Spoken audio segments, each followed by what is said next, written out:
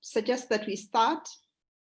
So I will just start us briefly by welcoming everyone to this celebration, if you will, of the marking 20 years of the African Human Rights Law Journal, which is a periodic publication of the Center for Human Rights at the University of Pretoria, and which is published through the Pretoria University Law Press.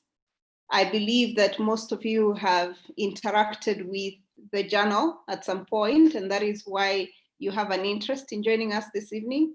So we are really grateful for your presence. We also would like to extend a warm welcome to our speakers. We have quite an elaborate list of speakers who have different interactions and interest in the journal. But just a few housekeeping issues before we proceed. Kindly note that this meeting is being recorded, but also it's being live streamed on Facebook and on other platforms of the Center for Human Rights. Secondly, we would like to request that because we have a bit of a packed program, if you have questions that you would want to present to the various speakers, we would like to kindly request you to please use the function of the chat so that we can record them as we go along. We are going to have all the presentations, and then we will have, at the end, we will have a discussion session.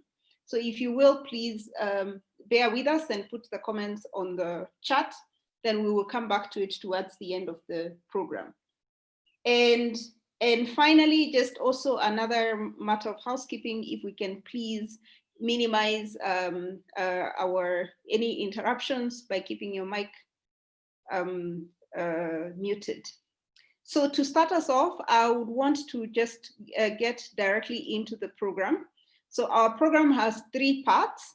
We will start with brief comments from the editorial committee of the journal, who will be reflecting on sharing their thoughts on the journal, the journey this far, and maybe into the future. Soon after that, we will have another session, which is going to give space to 2 publishers, 2 people who have published with the journal. And those articles have had, if we can say, based on our internal statistics, a very high level of citation and usage. So one of the most cited and downloaded articles. And then after that, we will reflect on some of the more recent publications of the journal, mostly drawing from the editions from last year and earlier on in the year. So this is really the order of our speakers, and I would just want to ask that as we start off, to the speakers, that please keep within the time so that we are able to stay within the program. So please allow me to welcome the first speaker, who is Professor Christophanes, who has been with the center from the very early stages, but also has a lot of the history of the journal at hand. So I'll just hand over to him, and then we will start off from there. Thank you very much. Christoph, please. Thank you very much, Nakata, and it's a great pleasure to join you and to join so many other people with whom I've interacted over the years, to pause a little bit about the journal that we've all been involved in, and to say that we've made it for 2 decades, and judging by the impact that the journal has, which we see every day out there, but which we see also reflected here on our screen, and in terms of the people who speak today, which has survived in very good style. So the journal was started 20 years ago at a time of great innovation at the Center for Human Rights. We had just started a couple of years before with the African Human Rights MOOT, what was then called the LLM program. We started in 2000, and then in 2001, we considered the issue of starting with a journal specifically focusing on human rights law in Africa.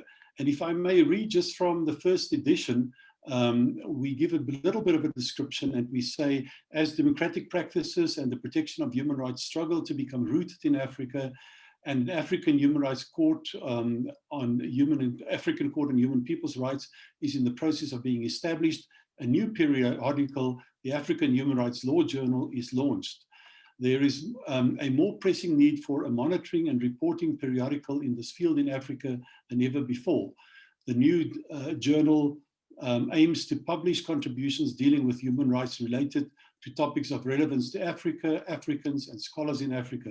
In the process, the African Human Rights Law Journal hopes to contribute towards an indigenous African human rights jurisprudence.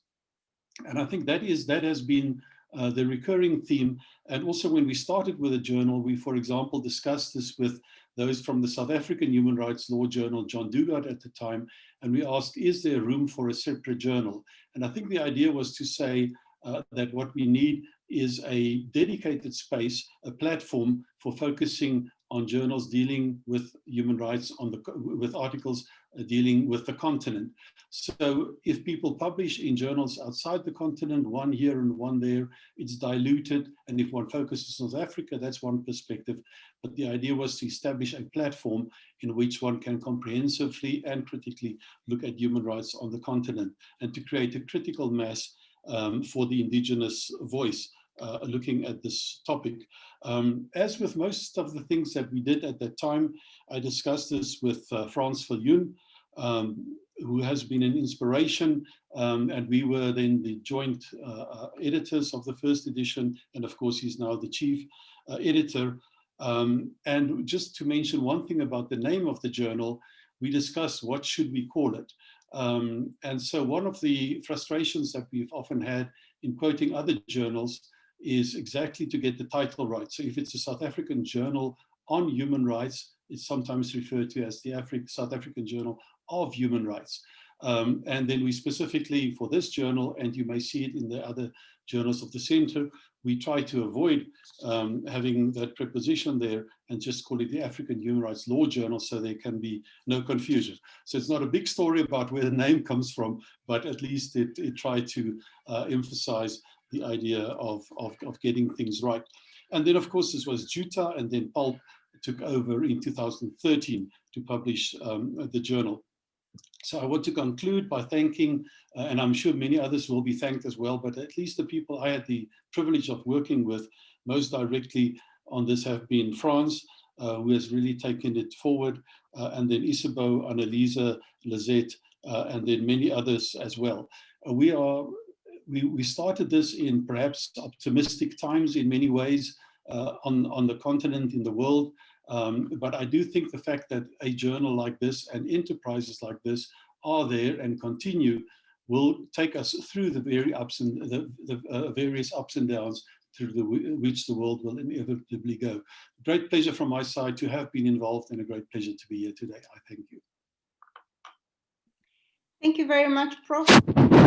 It's a pleasure to hear the historical perspective, which you very well do.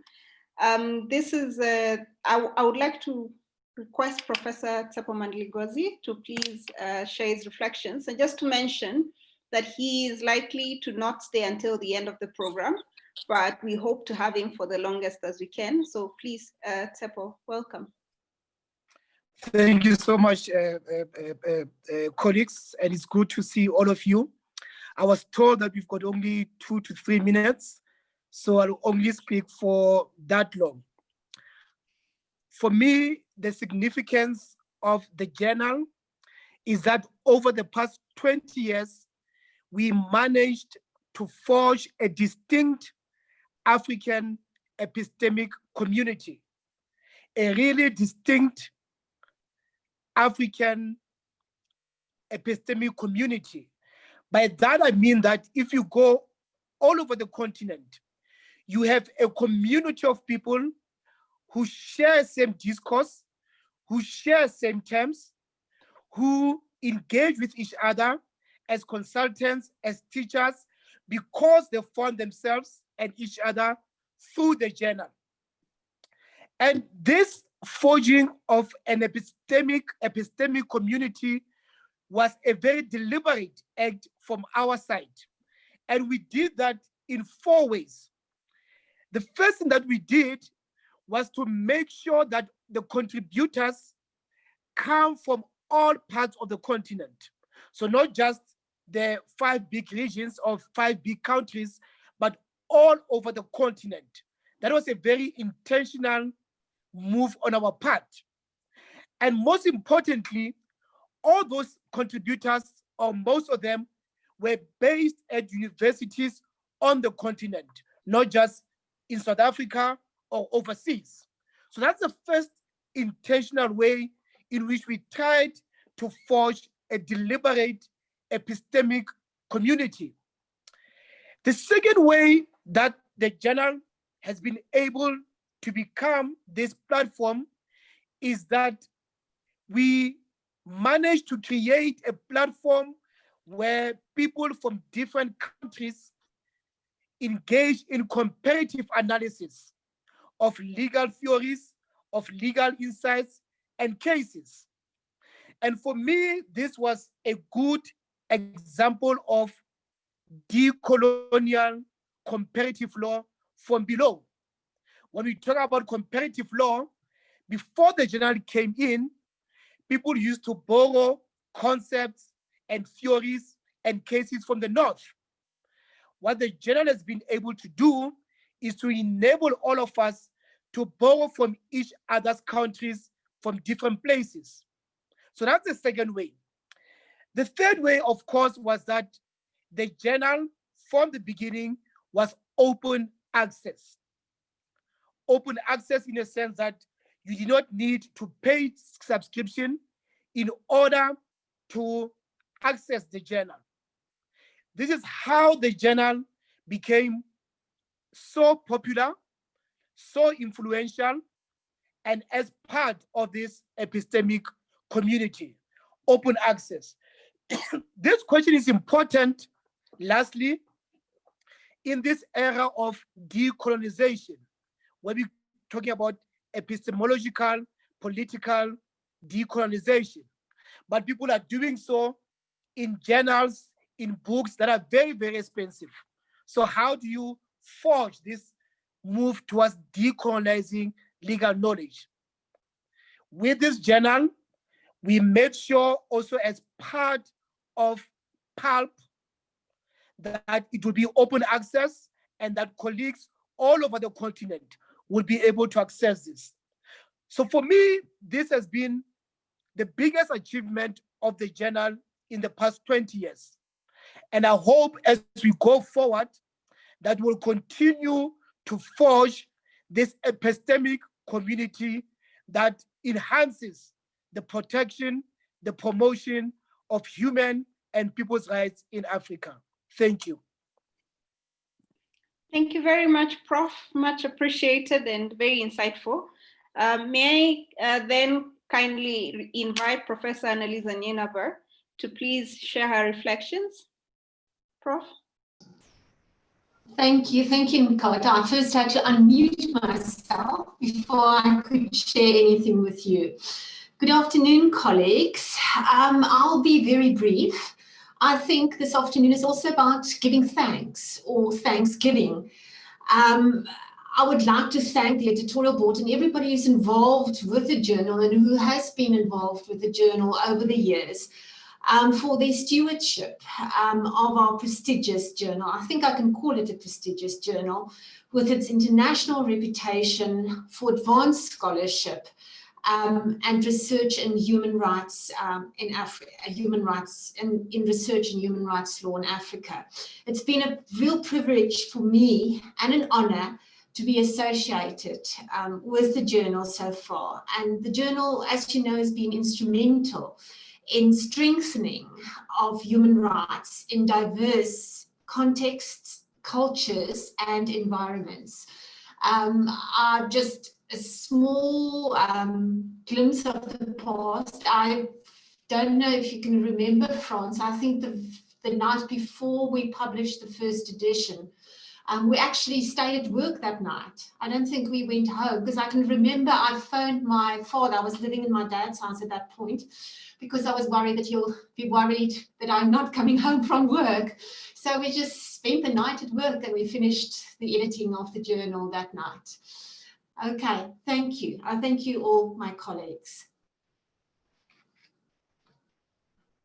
Your comment was very brief and precise. Thank you very much. May I invite Professor Kilanda, please? Yes, I will also be very brief as per instructions. I haven't been with the journal quite from the beginning, but at least since the end of 2002, when I arrived in the center, I've been involved in it in various ways. First checking citations, and then moving on in a more editorial capacity. And I just want to highlight some of, also reflecting on some of the things that that Seppo said. I mean, the open access, I think, has really contributed to the standing of the journal. We have been seen as the most cited journal on the African continent, according to one of the main reviews on those matters. We I, through the journal, met collaborators from Cape Town up to Alexandria in Egypt, so across the continent for engaging those people in various formats as collaborators on our academic programs and so forth. So taking it much further than just their contribution to the journal. But I also just wanted to reflect very briefly on the future and some things that still stay the same. So we have this paper based system that we're using for editing the journal, of course, much on emails, but folders that we have, the center folders with the paper in it. Now it's a little bit different with COVID, but it's still email based. I think we need to move into a more modern editorial and review system, and I think we are on the way to do that. But those would be my short remarks. Thanks. Thank you very much, Prof. May I call upon Professor Solomon Nebobra, please? Thank you very much, Dr. Nkata, and thank you, everyone.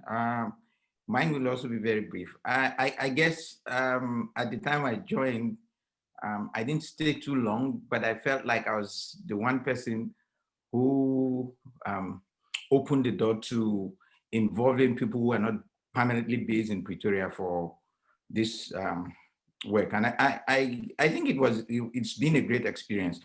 First of all, my thinking is that the journal has given voice to a lot of upcoming academics, some not even academics, but practitioners and activists who have something to say, but would ordinarily be shut out from the bigger journals. So if you didn't get into the Journal of African Law or the African Journal of Comparative Law, then you probably would not get a proper platform that is cross-continental or cross-transnational.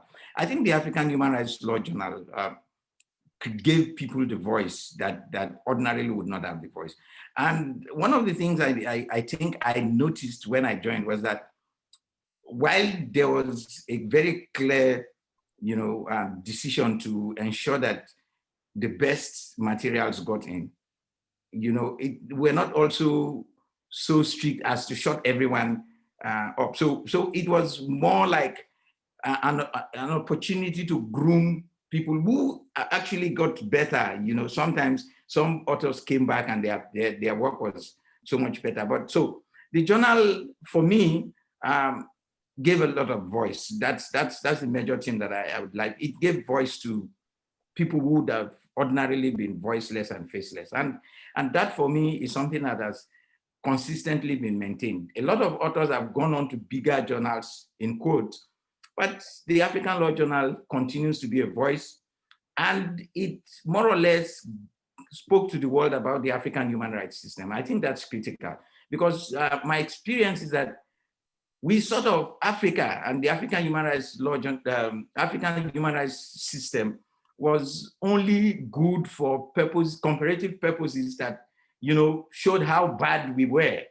And this journal gave the opportunity for critical issues that are important to us as Africans, as African human rights activists, to find space for expression. I think it's something that I'm very privileged to be associated with, and I'm grateful for that. And I thank all my colleagues who've been working on this. Thank you.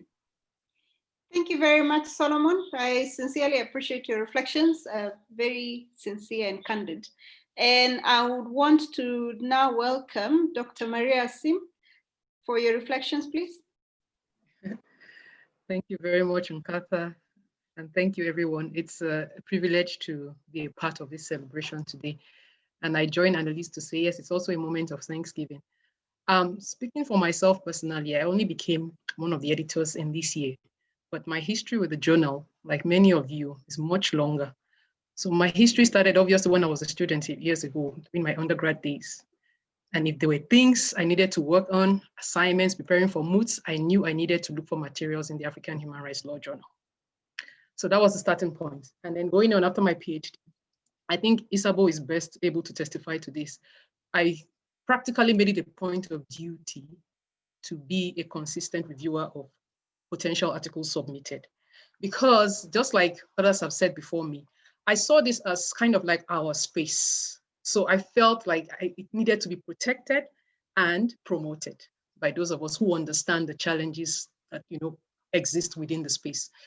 I think for me, the African Human Rights Law Journal is an example of, a lot of times we hear about people wanting to be given a seat at the table so that they can have their voices heard, so that they can express themselves, so they can also feature in whatever is happening within the world or in any space. But this journal, what it represents to me is like, from the beginning, the founders took a decision. Rather than waiting to be given spaces or a space at the table, they decided to create a table entirely by themselves, put seats on them, and invite all the varying voices across the continent to share in the meal. So it's a sense of community was created from the very beginning, and it continues to be maintained. And I think for me, that's where the beauty and the power, the greatest beauty and power of the journal, that's where it comes from. Thank you so much. I look forward to working more with you. Thank you very much. I think that takes us to most of, we've heard from the editors, and now I would give it to the editor-in-chief, Professor Franz Fillion. Please take up. Thank you. Thank you very much, Nkata, and good afternoon. I think it's probably afternoon or evening to everyone. Thanks for joining us. May I just also say a few words in thanks before perhaps I get lost. I first want to thank all the contributors over these 20 years to the journal. I want to thank all the co-editors. I mean, everyone who spoke, for everyone's information, are people who served on the editorial committee, had been co-editors of the journal. I think we're very fortunate to have Solomon in Niger Delta, and now also Maria Hassim at the University of the Western Cape, so that it's broadening our kind of influence and our identity. I thank Christoph, as always. I think he's the founding parent who's still here, and it's wonderful to have him still with us and influential in his own way still. And then also, I think I must single out Annalise, who's kept us being felicitous in terms of the English language, at least as far as she could ensure that, which is very important to us as well. As far as the Pretoria University Law Press PULP is concerned, I must single out the only person really that is PULP, and that is Lizette. I wish, Lizette, that you could show your face and just acknowledge and wave. People can see you. I don't know if the focus of the camera can be on you. But Lizette, thank you for your professionalism over all these years. I think most people would just be dumbfounded if they realized, and when they realize that PULP consists only of you. You are the person who not only run this journal, but a number of other journals as well. So thank you, thank you, thank you. And then lastly, but certainly not least, people have mentioned Isabel de Meyer's name. She has been the publications manager since the inception.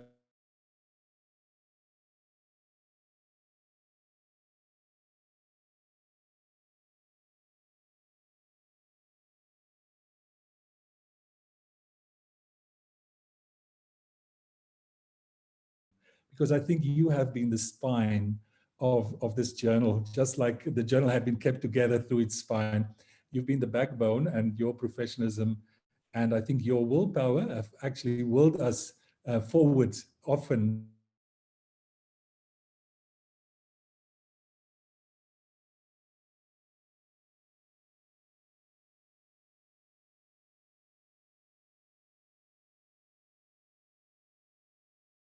On the journal. As far as the journal is concerned, Tsepu said it beautifully. I will not repeat what people said. Let me say 3 things about the journal.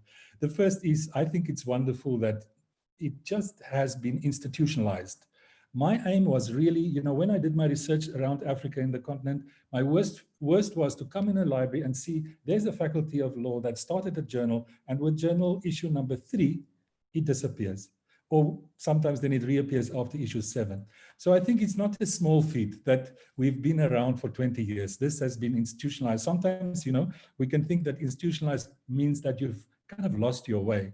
But I think institutionalized in this sense for me would mean that sometimes we can claim that we've been acknowledged to lead the way, make something that is important, a core of the scholarship and discourse.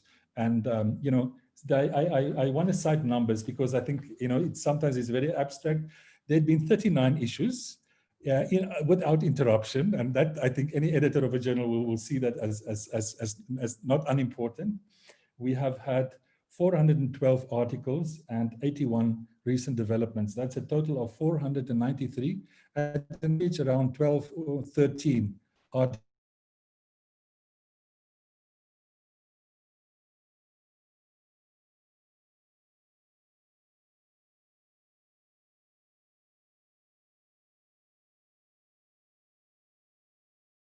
Yes, Solomon mentioned, we created a space for voices to be heard that otherwise would not have been heard. And I think we also saw our role as sharpening. So we didn't just look for the most well-pitched voices. We also saw our task as helping to fine-tune voices. And that's not what every journal does. And it does take a lot of work and effort on the part of the editors and ISABO. So I think that is a peculiar element as well. And then I think lastly, I would say that we can somehow modestly, I hope, claim that our journey has been one that is a dialogic one with the African human rights system, that we've seen the system develop as the journal developed. We had a weak African Commission. Weakness was discussed in the journal. It doesn't mean that there's a causal relationship between our articles and what happens, but it's the dialogic one. The African Court was not there when we started off. The African Court came into being and became a focus of the journal and its work. The African Committee on the Rights of the Child really was also, again, not in existence as the journal started. I think we provided a forum for scholarship, for critical engagement on the African Children's Rights Committee. So the 3 big human rights bodies of the African Union clearly had been quite closely tied to what we did in the. So lastly then, and very briefly, Nkata, before you let the scalpel fall, just about the impact of the journal. So we did a bit of a search, and Magnus mentioned it's the Washington and Lee journal ranking system that set and identified the African Human Rights Law Journal as the most cited journal in South Africa. At least I think that was 2 years ago. We looked and we saw that also the journal articles are well cited. We have 2 authors who will subsequently. Thaddeus Metz, Professor Metz, who is also now a colleague with us at the University of Pretoria since earlier this year, and then Toko Kahime that we hope will join us. So, for example, just to put figures there, I mean, the Thaddeus article has been cited 261 times, so that's Google Scholar. That is a very significant kind of impact. And among the other articles that I want to briefly mention is an article by Drusilla Cornell and Karen van Marle, again about Ubuntu. So clearly the 2 top articles really in our citation index dealt with Ubuntu. We had Sylvia Tamale, who unfortunately cannot make it this afternoon, very highly cited article about sexualities in Africa. We have Kithure Kindiki, who later became a senator in Kenya and a very important political figure. His PhD was about the Peace and Security Council and an article about that topic has been very widely cited. We also have Professor Heinz's article about the African regional system in need of reform from 2001 that is in the top tier. So, you know, there are many others, but I just thought we'll acknowledge and mention these, and perhaps in the write-up after this event, we will set this out in complete detail. So the impact can be measured in many ways, but you being here this afternoon and marking this moment with us is for me also a very wonderful occasion and a token of its impact. So thank you once again to everyone who contributed and everyone who is here. Thank you very much, Franz. I think that gives us really a comprehensive closure to the session from the editors. And I think it also gives us an idea of the main themes that I hope we'll be discussing towards the end. And so that brings us to session number 2, where we have reflections from 2 of the authors whose articles have been widely cited, as Professor Fillion has already mentioned. So I would like to kindly invite Tadia Smith to please share your reflections on the article that you have published, and which has one of the highest citations from the journal.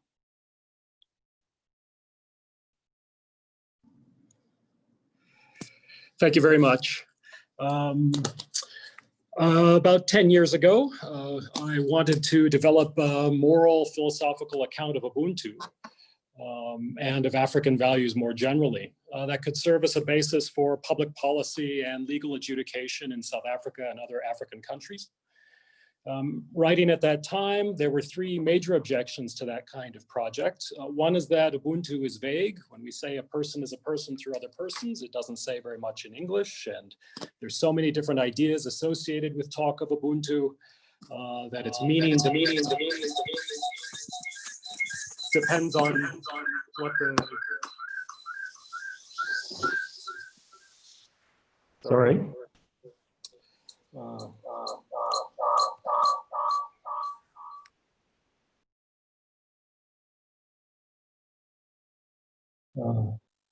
There we go. So the saying goes. A second objection was that values originated in small-scale societies where there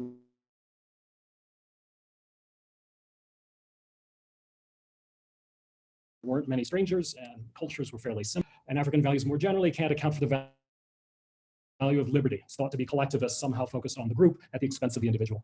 So my strategy in responding to these objections was to provide an interpretation of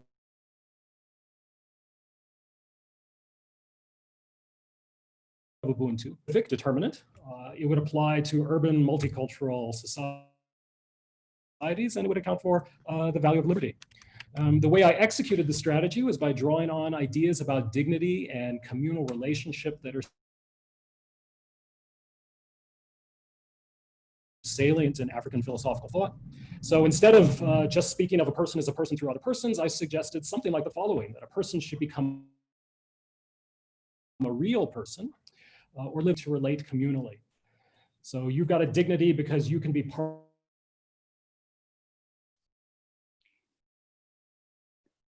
Sorry, we are having a bit of trouble hearing. Sorry. There is a bit of an issue with the internet connection, but I hope it can, perhaps it just proceed. We hope that it will improve. Maybe you can close his camera. Yes, so maybe, I don't know, Thaddeus, if you can hear us, if you can perhaps more, if the video is not going to work, maybe you may need to remove it so we can just hear you clearly.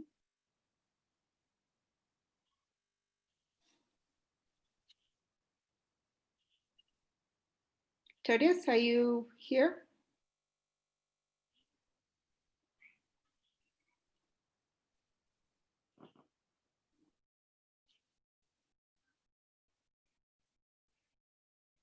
I think he's fallen out a bit. I don't see him.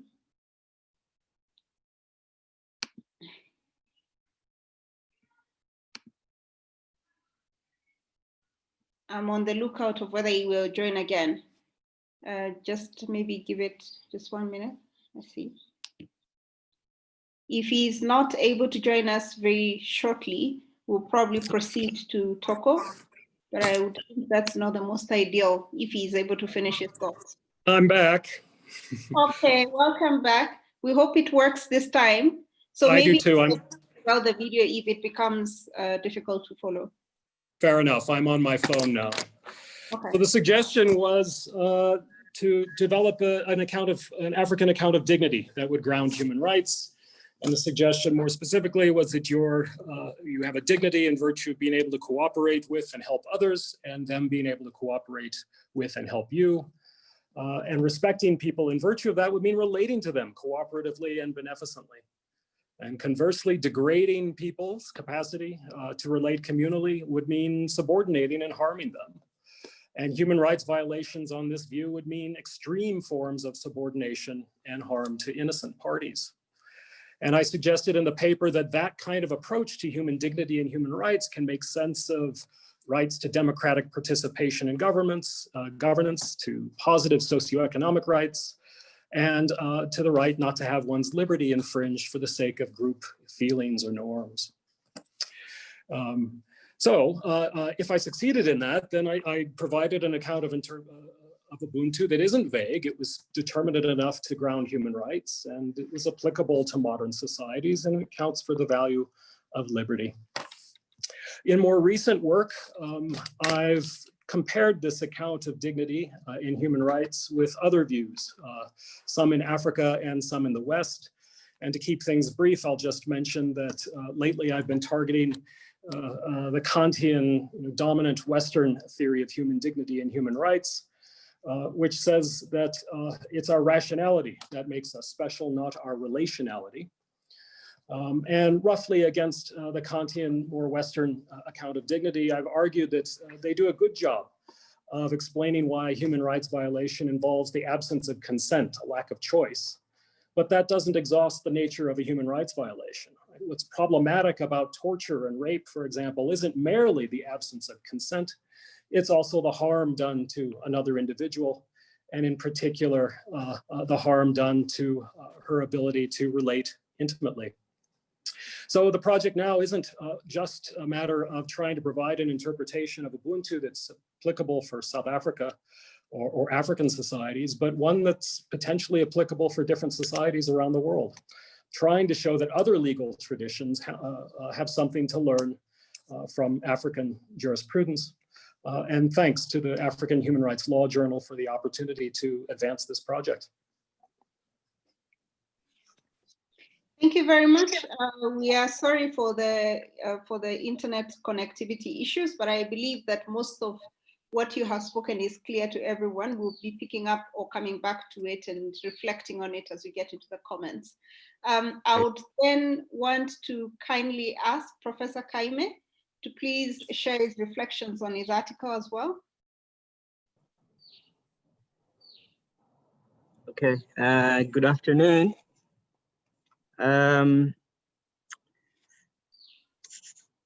My apologies, I could not join the whole session. I've stepped out of a presentation so that I could be with you this afternoon. I'm not going to speak about the paper. I mean, I would invite you to read it if the title is interesting for you. I think it's more interesting to discuss a little bit why I wrote this paper.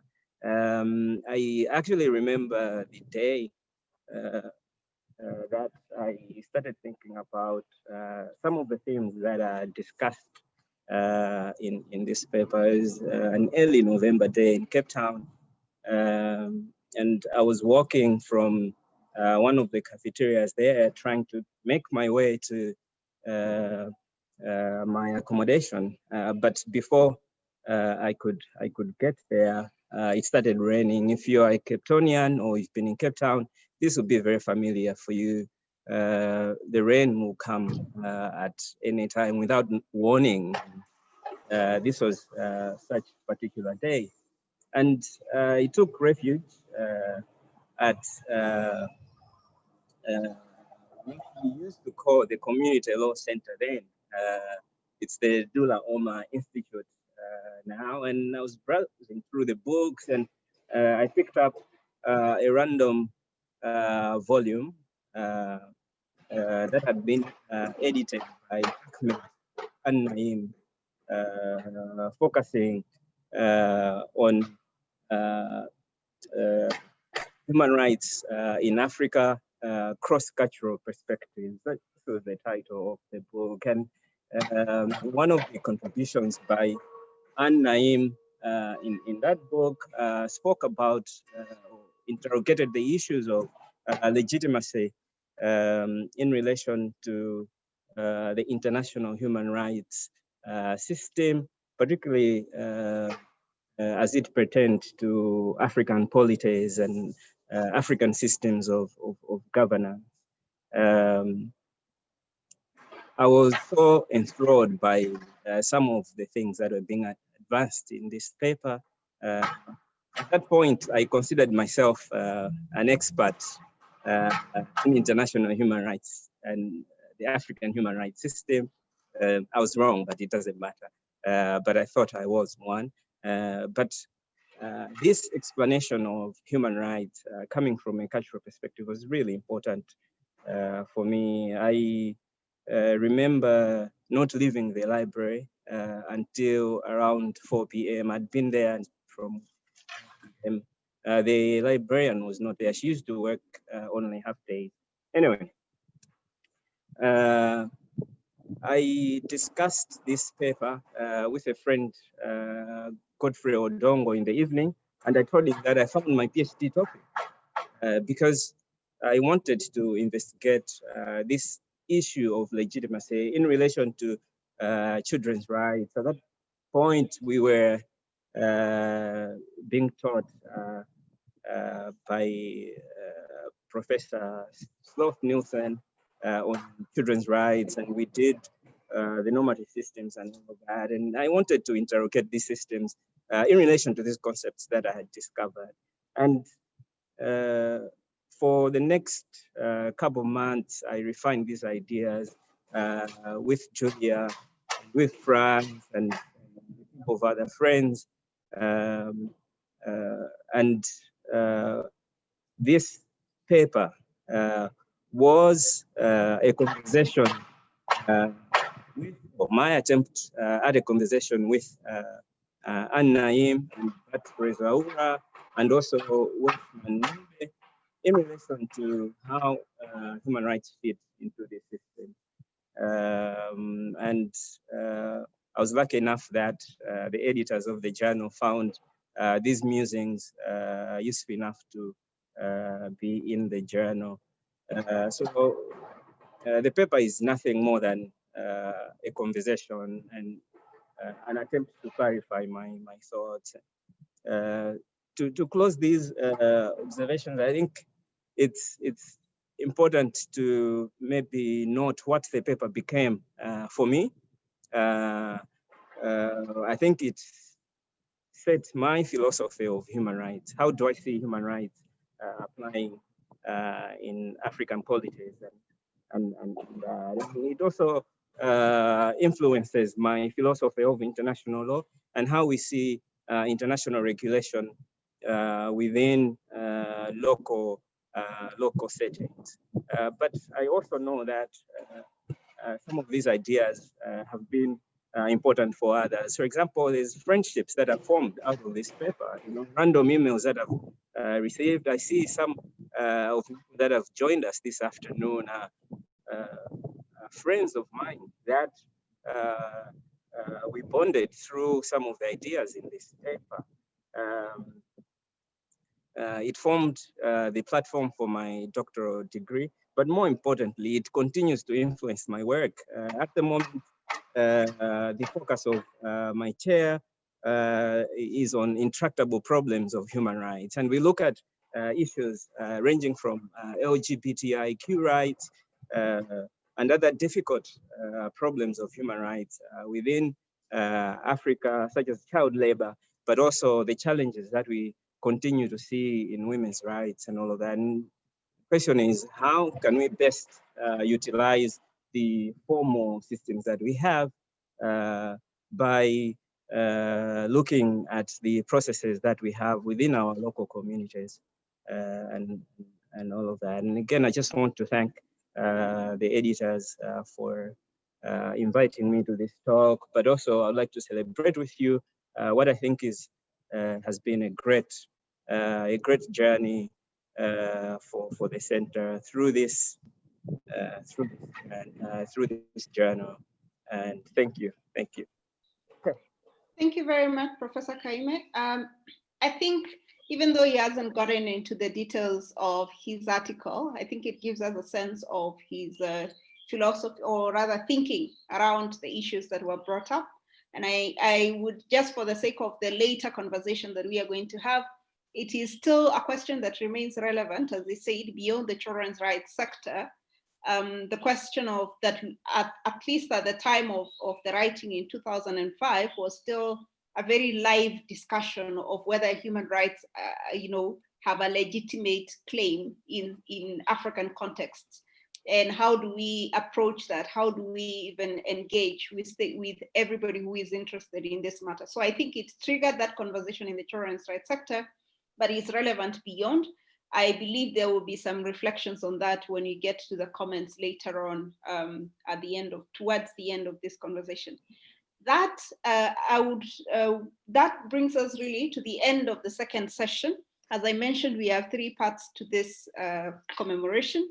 And so I would want us to get into the third part, where very briefly, I mean in less than 5 minutes, I would want to ask the speakers in this session to share their reflections on more recently published articles. That will help us to bridge from, the reflections on the older articles that have had more viewership and now into the more recent and live conversations that are ongoing within the journal. So to start us off, I would like to welcome Dr. Romola Adeola to please share your reflections on the article published in 2019. 5 minutes, please. Okay, thank you very much, Dr. Nkata, and thank you so much.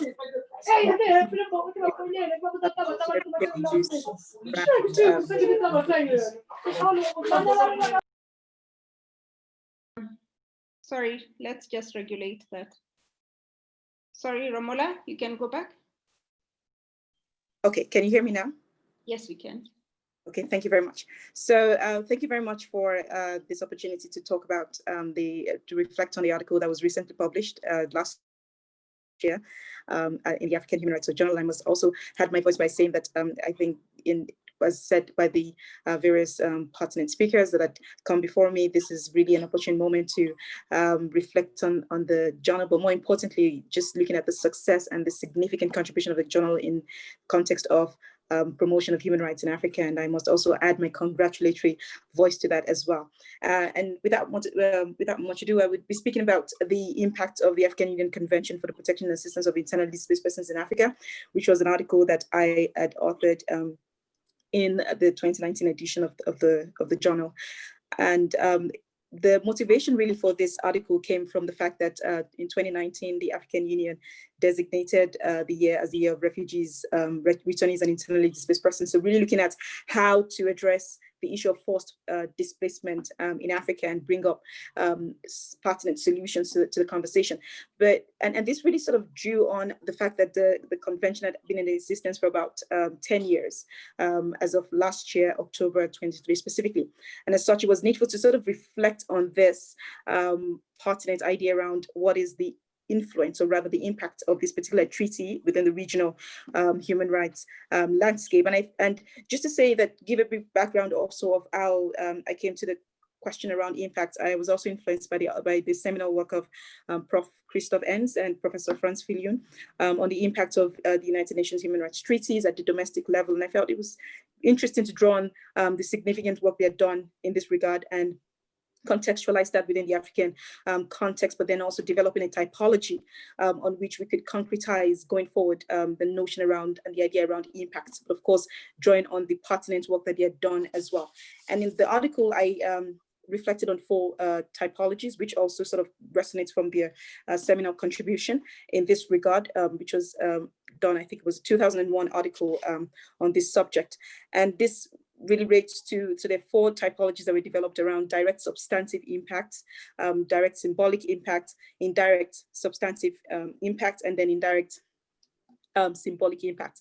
And the notion around substantive impacts drew on the fact that there were certain impacts that sort of resonated from the treaty obligations, or rather the obligation of states within the context of the particular treaty, which in this context was the Kampala Convention, and also just drawing on what that means in much more concrete terms. And in this context, I sort of looked at the laws and policies and looked at countries that had developed laws and policies around the Kampala Convention. And at the time, 2019, we had about 7 countries that had done that. And in relation to the indirect substantive impacts, these were impacts that were actually concrete actions, but then they were not specifically related to the treaty, but emerged as a result of the existence of the treaty within the regional context. And in this regard, it was quite notable to see the development of the general comment of the African Commission on Human and People's Rights on the free movement of persons, which was also adopted last year, 2019, but then also looking at Article 12 on specifically movements within the borders of a state. And then in relation to direct symbolic impacts, this actually relates to the influence of the treaty. We are already past 5 minutes, so please. Oh, my God. Okay. So in relation to the direct symbolic impact, this relates to the influence of the treaty that relates to the influence of the treaty in framing the issue of internal displacement as an urgent concern, and where that related to obligations in the treaty, this was actually noted as a direct impact, but when it was not in relation to the obligation, it was an indirect impact. So, but significantly, I think that the conversation around that typology, but more importantly around looking at the impact even in the context of the regional framework, really came from the fact that it provided an opportune moment to reflect on how to sort of build on the pertinent conversations already now going on within the regional space around compliance and impact, but then also sort of bringing that within the academic conversation and seeing how we could sort of use that to influence actions going forward within the regional context. But I suppose for those who will be attending the lecture on the 9th of October, would be talking more around this.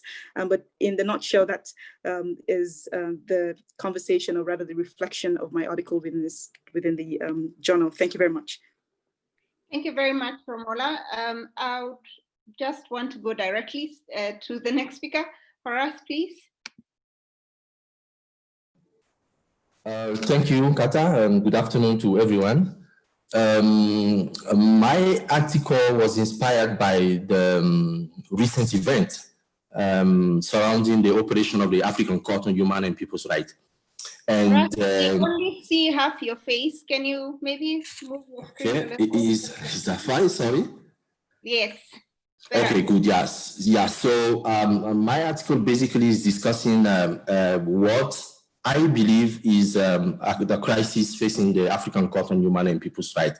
Many of you might have heard about the recent event around the operation of the court, which is that between last year, November, and April this year, 3 of the states that recognize the jurisdiction of the court have withdrawn the declaration on recognition of jurisdiction of the court. It means that in addition to Rwanda, which had withdrawn already in 2016, now 4 of the 10 states that recognize the jurisdiction of the court have withdrawn their declarations, and this has been appreciated diversely among the African human rights community. Some commentators believe that this is just a manifestation of states wanting to protect their sovereignty.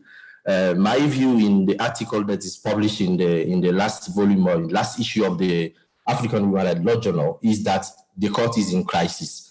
And 2, I also try to explain why the court is in crisis, and finally how the crisis can be resolved. The reason advanced for stating that the court is in crisis is, 1, that the proportion of disengagement is too high in my view. I've just told you that 4 of the states that got engaged with the court, that recognize the jurisdiction of the court, have withdrawn their declarations, and 4 out of 10, in my view, is a sign of crisis, a too high proportion of disengagement. 2 is the level of discontent and the language that states have used in expressing their discontent about the work of the court. also shows the level of discontent and language also show that that the court indeed is in crisis. And three, the subject of the contestation filed or expressed by state. Most times in almost all 4 cases of withdrawal, we've seen state come up with contestation about the jurisdiction of the court, the authority of the court, and the legitimacy of the court. And therefore, it cannot be said that the court is not in crisis. Why is then the court in crisis? I believe the court is in crisis mainly because of the internal operation of the court, but we can't fully blame the current, the recent event solely on the internal operation of the court.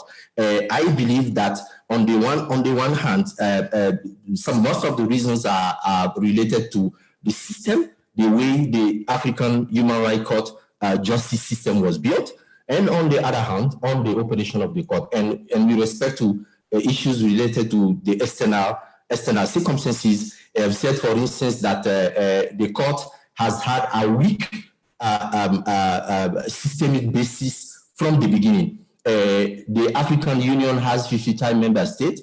Out of the 55, we have had over the past 16 years, only 10 of the 55 member states of the African Union which have recognized the jurisdiction of the court. This means that the court has started operating from the beginning on a weak basis. None of the big 5 states that are called so-called because they are the biggest 5 contributors to the African Union recognize the jurisdiction of the court: Algeria, South Africa, Egypt, Nigeria, and so on. Ethiopia, which hosts the headquarters of the African Union in Addis Ababa, Ethiopia doesn't recognize the jurisdiction of the court.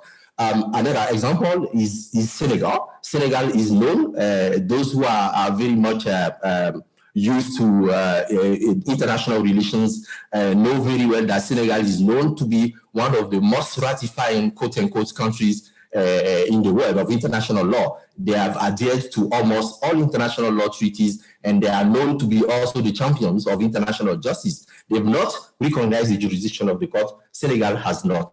So this, for instance, to me, is one of the major external reasons why the court is in crisis, why the court is facing this kind of crisis.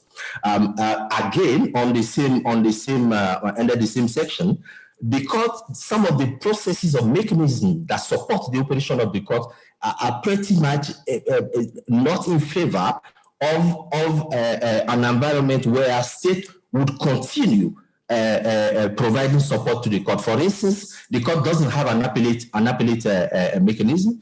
This is that when the court issues a judgment, the state against which the judgment has been issued cannot appeal. And we've had increasing circumstances recently where the court has started giving huge awards. For instance, in a case involving an individual on electoral right and federal right, the court has awarded $66 million. And when you reach a point where a court begins to grant such a huge amount of damage, it becomes difficult and unsustainable when the respondent state against which the court has issued the judgment has to first implement the judgment. Even if it requests for review of the judgment or interpretation, it doesn't stay execution of the judgment. One other reason, for instance, why the crisis is also external in import is that the umbrella institutions of the African Union that will normally give a framework and basis to the court to operate in a more, a stronger manner, are not really operating. For instance, if you look at the African Union policy organs that are supposed to, for instance, monitor implementation of judgment of the court, they are not really upcoming in terms of giving the court the institutional support that it needs to actually have its judgment enforced. Now, there are also reasons that are internal to the operation of the court. And here, there are a number of reasons. One of them, for instance, is the timing of adjudication in the court. I believe that the court does not carefully pick the time at which it has to issue a certain judgment as opposed to another judgment, or does not, in fact, administer justice in a timely manner. I've told you that recently the court has been seized of many cases involving governance in Africa, in particular electoral matters. And when you speak of election, even within the national sphere, it is a matter of time. Elections are time-bound. In terms of education, elections are time-bound. And what we notice here before the African court is that the court takes too long or waits until it is too close to a particular electoral rendezvous to give a judgment that requests, for instance, a state to suspend the elections. In some of the cases, the court was seized 11 months prior to the election, but waited until 1 month to the election or 6 weeks to the election. Actually, in some instances, while campaign was still or was already going on, that was when the court issued an order to request that the election should be suspended. And also a number of issues having to do with how the court draws the border between state sovereignty and its powers to adjudicate.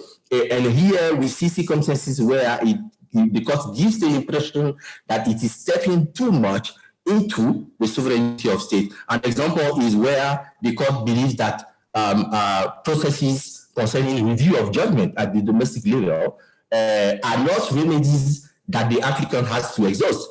And actually, we know that local remedy is directly connected to the sovereignty of state. This is a matter that states are left to determine by yes, Nkata? Sorry, I'm just saying that we are past the time, so you can please wind up. Yeah, let me wrap up quickly. Yeah, so there are some of the findings of the court or rulings of the court that tend to not really abide by judicial restraint, or we have the impression that the court is exceeding its jurisdiction and powers, and there is ample evidence that are provided in the paper to demonstrate that. And finally, we've also offered some resolutions or recommendations mainly about reforming the court.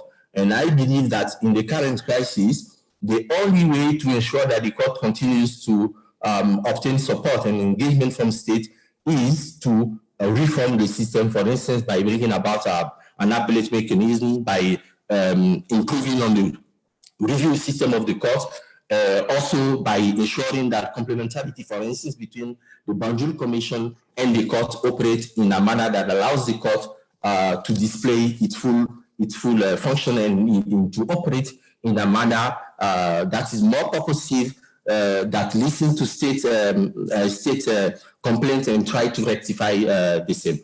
Thank you very much. Thank you very much. Sorry to have interrupted you. I know that it's very interesting issues and we want to spend some time on it. Unfortunately, we don't have a lot of time. May I kindly encourage the participants, if you want to bring up issues that we can respond to in the second part, or rather in the fourth part of this conversation during the discussion, to please put them on the chat so that I can note them and communicate to the respective speakers. I would like to request that we move next to Gus, please. Thank you, Nkata. I can't resist, but before I start speaking about the sort of more substantive aspects to what I'm going to address, sort of start with a bit of a historical anecdote on the journal and the role it's played for me. So I started studying LLB at the University of Pretoria in 2003, and I should say that I went there to study human rights, not to study law in the broad sense. And Annelies and Tsepo were among my lecturers in my first year, and about 6 months into my first year, I got the courage to walk into the Human Rights Center where it was back then. And I walked out with this copy of the journal, the 2003 second edition of the journal. And it's still the only hard copy that I own of the journal, notwithstanding the fact that I engage with the scholarship in the journal on literally a 6-monthly basis when the new edition comes out. I was asked yesterday by a colleague at Essex to suggest a couple of articles for a new course we're launching. And it ended up being an article by Sylvia Tamale and another article by Farida Banda, both published in the journal for this new course. So the journal has played this constant role in my evolution as an academic, as has many of the people that are here today. So as I mentioned, some of my first year lecturers are here. Franz and Christoph has played a continuous role in my development as an academic throughout all these years. And then it's also very nice to see many people who are joining us today who I have taught or supervised over the last 10 years or so as well. So it's sort of become a bit of a full circle story for me. So thank you very much for inviting me to be part of this. I'm actually very honored for that. And I also want to mention and particularly point out Franz, Christoph, and Isabeau here. The celebration of this 20-year anniversary is really bigger than I think many people would appreciate. And I'm sort of scared to mention my own institution here, but at Essex, a human rights law journal was launched in 2004, and the last edition was published in 2012. There was not this sort of continuity that existed, and that continuity belongs very much to the fact, or is owed very much to people, to individuals, to Franz and Christoph and Isabeau and others that have spoken already. That's why we can celebrate this 20-year anniversary. So I really don't want to overlook how significant this truly is. Now that I've stolen 2 minutes of my own 5 minutes to talk about my own work, I'll try to move on to that part, and I'll try to be in time still. So my article that appeared in the latest journal really looks at the possibility for the African court to engage with the application and interpretation of international humanitarian law. Now, the time I have, whether it's 3 minutes or 5 minutes, is not enough to really get into the sort of nitty-gritty of the arguments that I put forward. So I thought it's a better idea to really position this, this article within my broader research agenda as it stands at the moment. So my interest is primarily in the regulation of armed conflict in Africa. And I've previously argued that humanitarian law as a regime of international law is marginalized in the African continent. And that results in sort of two avenues or options that one can pursue. The one is obviously trying to enhance the role of humanitarian law in Africa, and I think that's an important pursuit and something that I'm certainly applying some of my time to. But the other option is to say, okay, if humanitarian law is marginalized, what other avenues exist through which people's lives can be better to find themselves in situations of armed conflict in Africa? And obviously the African system comes into that discussion quite strongly.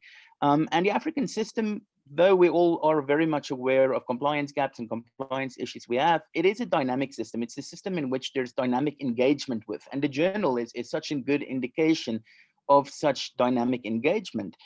So what I was trying to look at here is to see whether the African court can either, or perhaps both, apply humanitarian law directly in specific circumstances, and alternatively, what scope it has to apply human rights law through the interpretation of applicable humanitarian law. And for those of you who have worked on the court specifically, we know that the protocol is drafted quite restrictively with regards to interpretation, but quite broadly with regards to direct application. So my ultimate conclusions were, and this is sort of where I'll end it because I know I've got about a minute left. My conclusions were that the African court can apply IHL norms in two very restrictive circumstances. One is where IHL is incorporated by reference into applicable human rights treaties, and an example there would be the Kampala Convention. And the other avenue would be in circumstances in which a given IHL norm, the primary rule of which provides for an individual right. And this is very much an emerging field of scholarship in humanitarian law, the idea that some humanitarian law norms actually provides for an actionable individual right. So these will be very few norms, but it's a possibility. And with regards to interpretation, and this will be my final point, so I'll only be about 30 seconds more, I effectively argued that the African Court Protocol does not have an interpretation clause. And this probably goes against most of your views with regards to the protocol itself. So I've argued that the court has the power to interpret IHL in its application of human rights by way of two sort of avenues. The one avenue is as an implied power, and that's very much what the European Court does when it engages with humanitarian law. And the other avenue is through the complementary relationship that the court enjoys with the Commission. Articles 60 and 61 of the Charter provides an entry point for the court to engage in the interpretation of humanitarian law in its application of human rights norms. So I will stop it there. For anybody who's interested in this field of the regulation of armed conflict in Africa, please do have a look at the article. As we all know, it's available fully open access thanks to the journal. Thank you very much. Thank you very much, Gus, and thank you for trying to stick to the time. Much appreciated. And for the last discussion on that section rather, I would like to welcome Sukani, please, if you can make your reflections also in 5 minutes. Thank you, Tata. As the last speaker as well, let me just add my congratulatory message to the founders of the journal, as well as everybody who has been associated with the journal since its inception.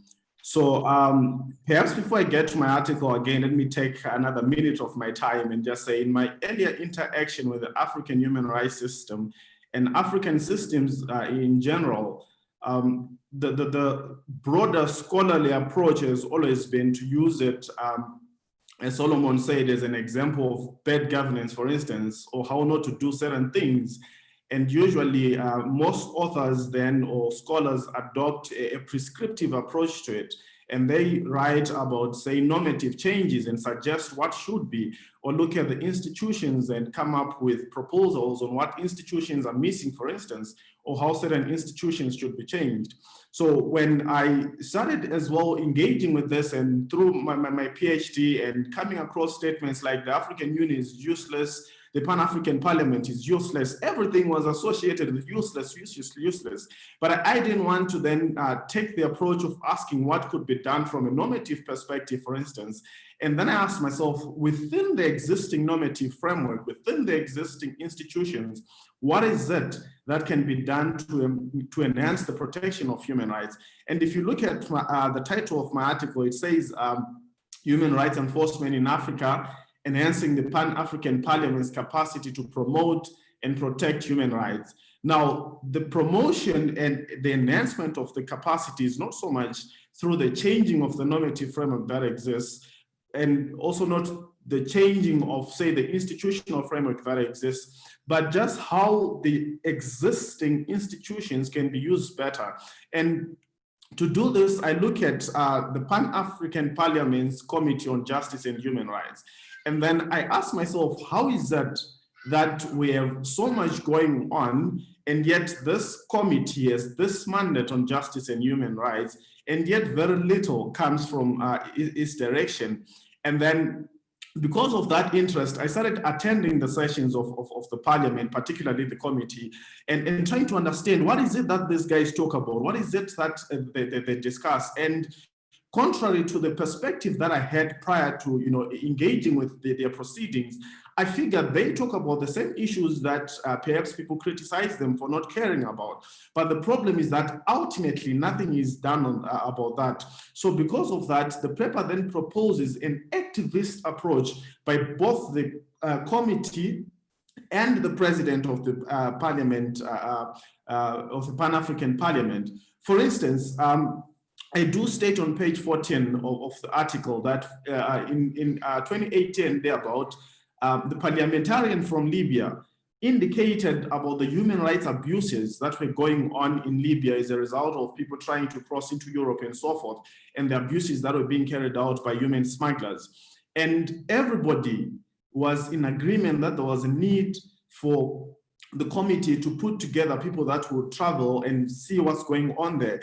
And with that in mind, I thought, well, something is going to come out of this, obviously, because if people know what's going on in the first-hand facts, surely, these fact-finding missions should, give us an outcome, a positive outcome, so to speak. But, I followed up recently, and nothing still has been done in that regard. So you realize that in as much as the normative framework may be faulty in certain instances, at times you need the guys that are in office, the guys that are in these committees, to act better, to do better than what they're currently doing, and to follow up on the resolutions that they come up with. And then secondly, in relation to the office of the president, is the same argument. The president is responsible for what gets onto the agenda of the plenary and so forth. And if the president is not an activist in terms of the issues that they want discussed, then certainly only watered down versions of things that matter will find themselves on the agenda. And on page, I think 16 of the article as well, I make reference to Julius Malema when he was in parliament at the time in one of the sittings, questioning what had been presented as the president's activities report. And all that you are saying is, you are telling us that you visited Zimbabwe, you visited Libya, you visited Sudan, and that's it. From where we're sitting, you have just told us that you visited, something that we could have derived, say, from the news that the president of the Pan-African Parliament was in Burkina Faso. But what is it that you did when you were there? And to quote him, he says, we should be getting the state of Africa from these reports. So the article, in essence, just looks at what the president, the office of the president in this case, can do better, as well as the Committee of Justice and Human Rights. And in doing so, I ask myself, is it that the limitation is from the normative framework within which they operate, or is just an individual related kind of deficiency, so to speak, that makes them not achieve or get the resolutions that matter to be debated and put out? So I hope I'm still within my 5 minutes of the time. It's an interesting paper. I would invite you to have a look at it. Thank you so much for the invitation once again.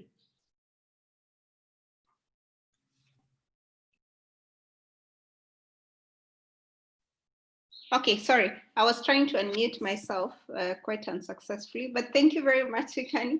Thank you for keeping the time as well. We are just on time to open the discussion to plenary. As I mentioned when we started out, we are hoping that we have this time to take comments that run from the first, reflections by the editorial committee of the journal, as well as in relation to the articles that have had a lot of traction over the years, and even the more recent ones as have been presented in the last session. So if there are specific questions or you would want to speak about any of those issues specifically, please let us know. You can raise your hand. I should hope I will be able to see. But otherwise, you can please indicate your comment in the chat. And to start us off, I think there are some of us that might already have an interest or have expressed interest in maybe making a reflection. So I would want to invite Eric Bisimana from the Institute for Human Rights and Development in the Gambia. Please, can you perhaps share your reflections? Thank you. Good morning and good afternoon. I'm glad to attend this online event, and I would like to thank the Center for Human Rights, editors and the contributors for making this resource available to many people who would otherwise not have access to such materials. I would like to highlight the importance of having a free access journal. There are many people on the continent, at least the people I interact with, who will not be able to afford a journal if they were to pay some fees, any subscription fees.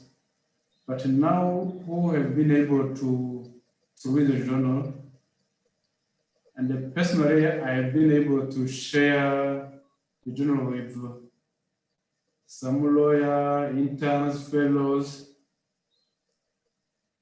whether be it through social media or through emails. And on a personal level, the journal has been helpful to me as it allows me to have a broad human rights perspective. And this is helpful to the organizations and persons I interact with. Because in my daily work, we do some kind of litigations, but also we do human rights trainings. And when you know the new development, new articles coming up, is always insightful, and you make any interaction with trainees and other partners very useful. So without much details, I could summarize that this journal has been very useful. It is an excellent tool, and I would really want to congratulate once again the Center Center for Human Rights, editors, contributors, and the other persons who have made this work possible. Thank you once again. Thank you, Eric. Thank you very much for sharing your thoughts. I think there is a recurring theme of how this journal is a huge asset for a lot of people, researchers across the continent who would otherwise not have, access to these materials. It's open access, it's relevant, it's contextualized to the region. I think that is very welcome, and I should hope that it's a function that continues to grow and to even get better. So there is a question that has been posed to the journal editors. So I would open it to those who are here and who would want to reflect on what it's specifically on to the editors on what they would like to see over the next 20 years. If you can, you're in a position to speak to it. So any of the editors, if you're willing to speak, just please unmute yourself and speak.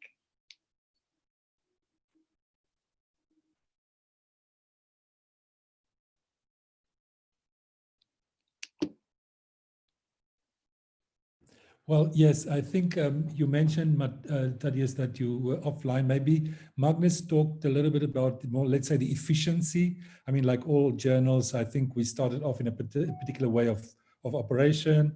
We certainly have the ambition to move into a much more electronic process of submission, a much more efficient process for both us, the editors, and I'm sure for those who are submitting articles and so on. But in terms of the substance, really, it's a good point. It's a moment that one can really reflect. It would actually be very nice if anyone wants to make any suggestions, because I think our editors would probably, after this 20 years, take stock and decide, how do we focus or refocus our work. I think there's always been a tension in the journal's identity and contributors and so on between the domestic.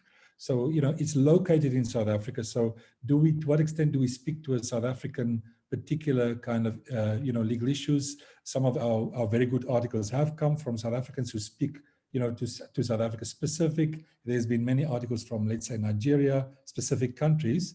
But in a sense, the ambition of the journal was a little bit more Pan-African, if you like, regional, looking at the regional systems and how they can be both normatively expanded, and I suppose how one can look at the effectiveness, efficiencies, and how a community of scholars can be developed. But I suppose, what we try to do and what we should try to do better is to create a community of scholars, perhaps enhance the way in which we link the works that are in the. We've talked about citations and impact, but we think that we can do much more, perhaps events a bit like these where we link what is in the journal to particular communities, that what is in the journal becomes a topic for a scholarly community, so that linkage, or for a community of practice, activists using particular issues coming from the journal. I think we can make those kind of links so that we can enhance the impact.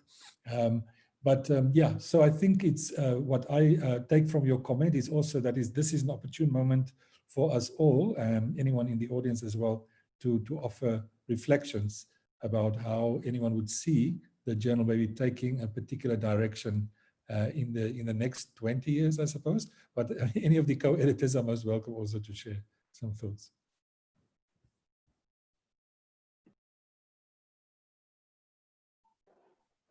If I may.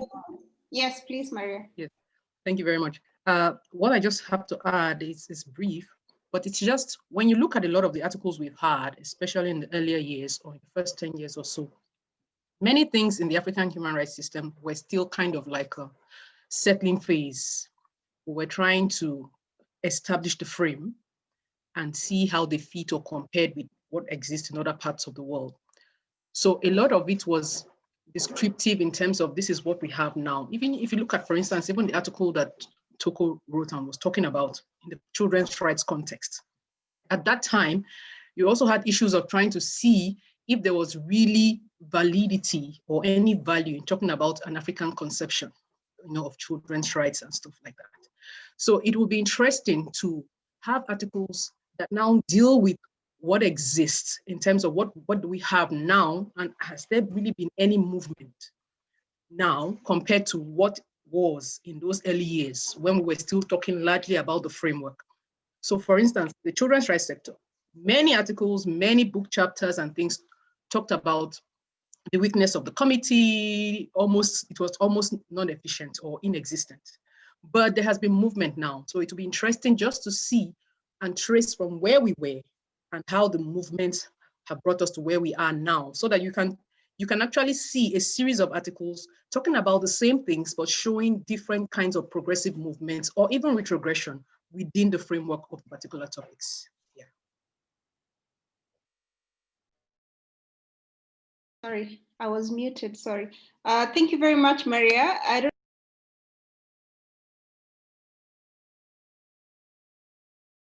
I muted myself again.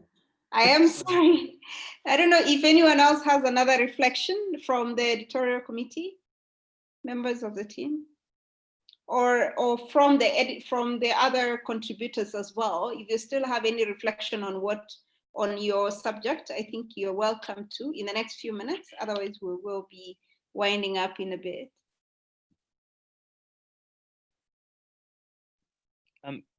Juta, can I just add something quickly, please? Sure. Yes, Gus, please.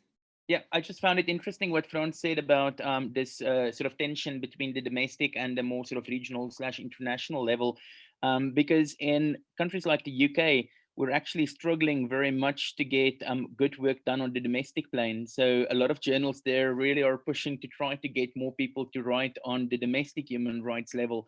So, in a sense, this is almost a nice problem to have. It's one of those good issues to have to consider, because we have both these bodies of work that are emerging, and that certainly is beneficial.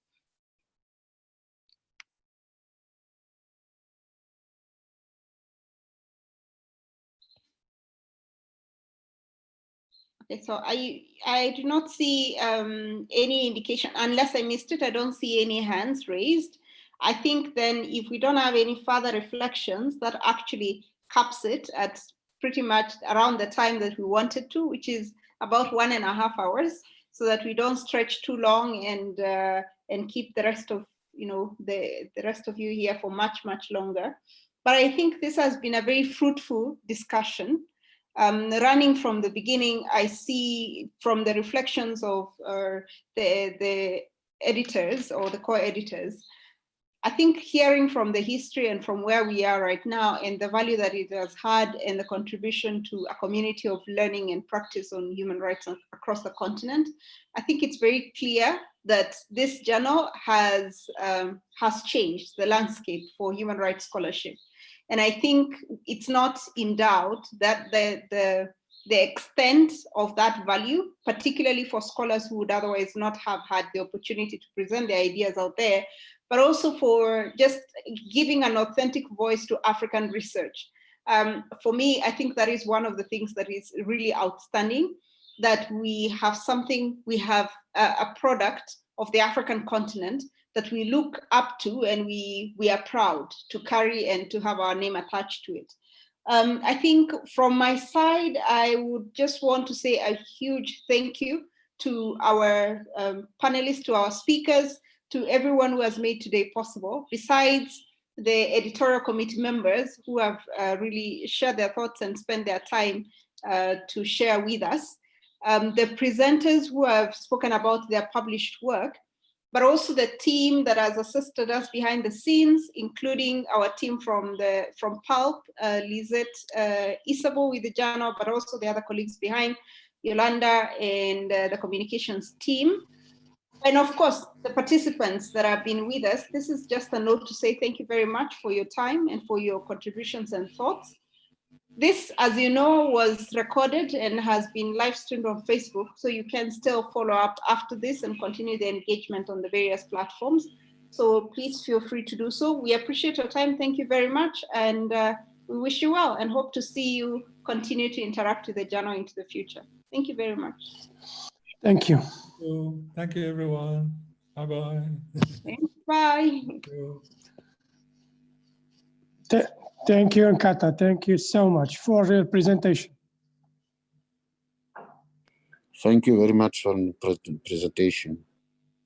Thank you. Well done, everyone. Bye.